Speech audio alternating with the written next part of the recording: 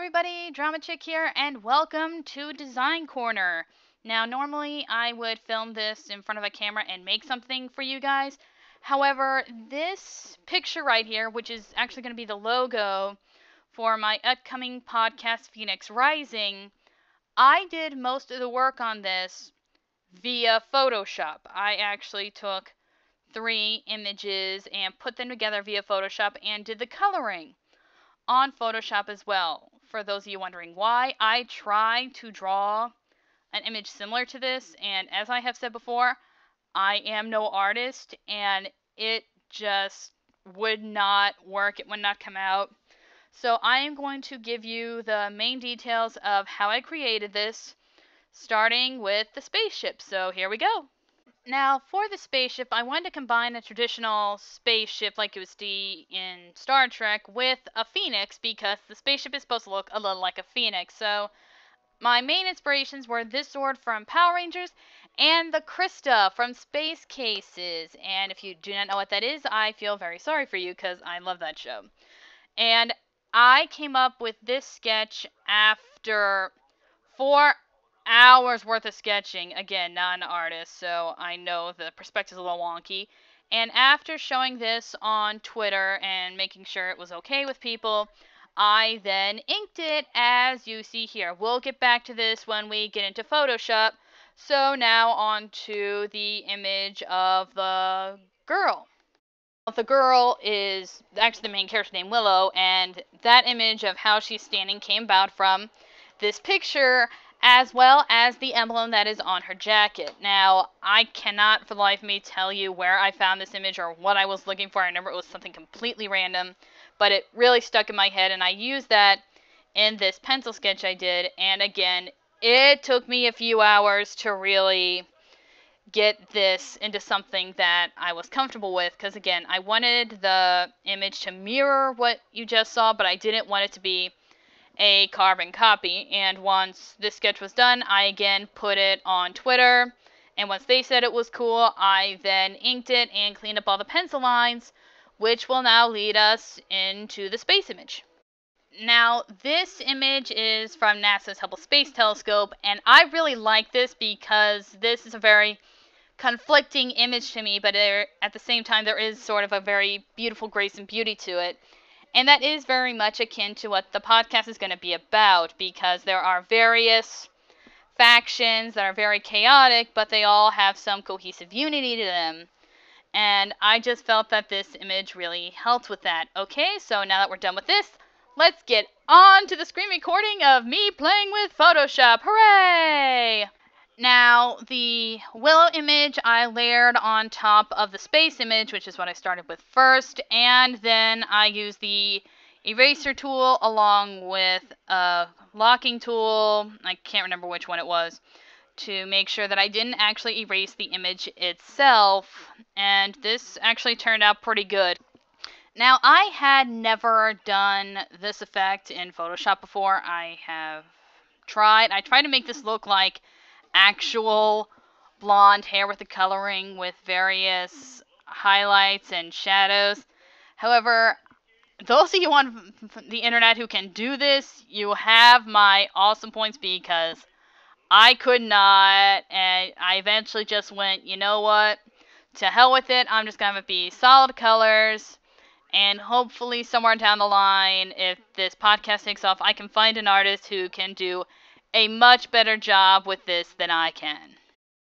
I then went into the sleeves. Now, I knew I wanted them a dark color, but I had no idea how dark I wanted it to be. I knew the area around the phoenix would probably be a reddish tone. I eventually decided on this really dark brownish color. I didn't want it to be full black, because I feel red jackets with black sleeves are a little overly done, and I did kind of play with how dark to make, but once I found the color, I then did that to the other side.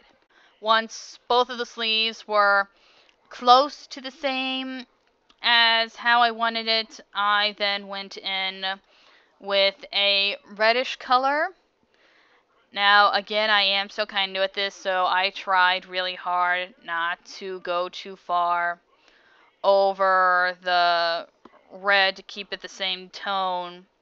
And then I slowly went darker and darker because I wanted it to be red. I just didn't know how red that I wanted it. Also, I knew that there would have to be darker patches of red because Willow's racing jacket is covered with a few bloodstains, especially on the back where the phoenix is, near her shoulders, and the bottom of her back, for a reason that you're gonna have to listen to the podcast in order to find out. Which now brings us to the spaceship being added to this mix. Now, I decided to show you how I placed it, and I did a very similar thing with how I placed Willow in this picture. So I wanted the spaceship to be in one of the corners, and based on how I drew it, I decided to have it be in the upper right, but I also didn't want it to cover up Willow's jacket, which is very much the main symbol for the series. And for those of you wondering, the spaceship itself is called Phoenix Rising, hence the title. And now let's get on to how I colored it. I'm not going to show you the erasing because you already saw how I did it with Willow's picture. Okay, now that all that's done, I started the coloring with the Windows screen. I have absolutely no idea what you would call that on a spaceship, considering this isn't really made of glass, it's actually made of plasma. And for this I did try and do some little bit of subtlety in the shading. I'm not really sure how it turned out. Again, I am kind of a newbie with coloring things via Photoshop. Now, one thing I really did not want, I did not want this spaceship to be bright red or varying colors of gray, because I feel, especially in sci-fi movies, they kind of tend to stick to some of the same colors. But again, it's still representative a little bit of a phoenix, so I wanted it to have some varying degrees of warmer toned reds and browns mostly, but I didn't want to be that really bright, vibrant red, so I kind of played with a few varying shades before I finally found what I was looking for. Also, I had to keep zooming in and out, which is why you're seeing fairly huge jumps in terms of when I started.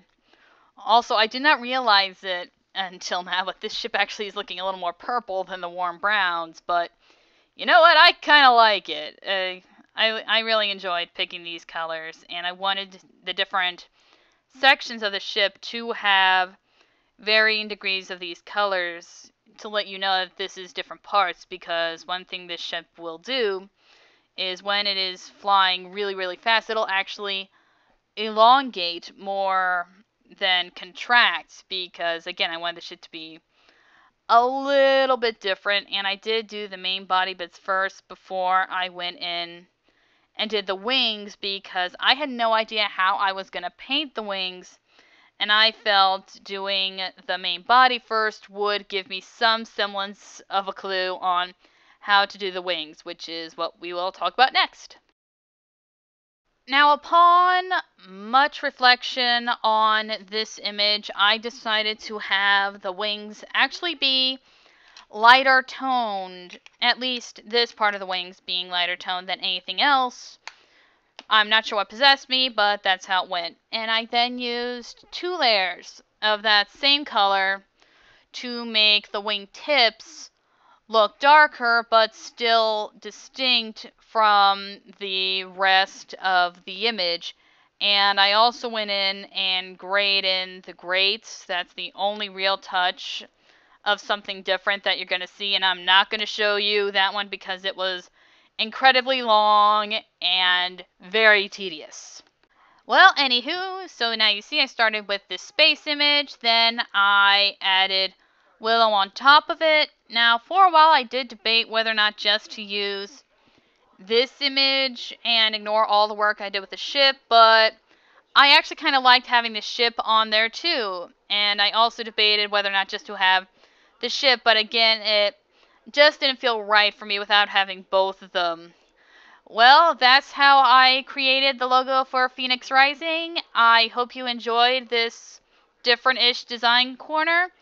And please tune in this week for the premiere of Phoenix Rising. Also, before I leave, I just want to remind you guys that I am on Patreon, link below, and if you're on YouTube, there'll be a little card here. But I cannot keep doing these projects without you, and again, in 2016, I do want to produce a lot more content than I did last year, and that cannot happen without the support of people like you.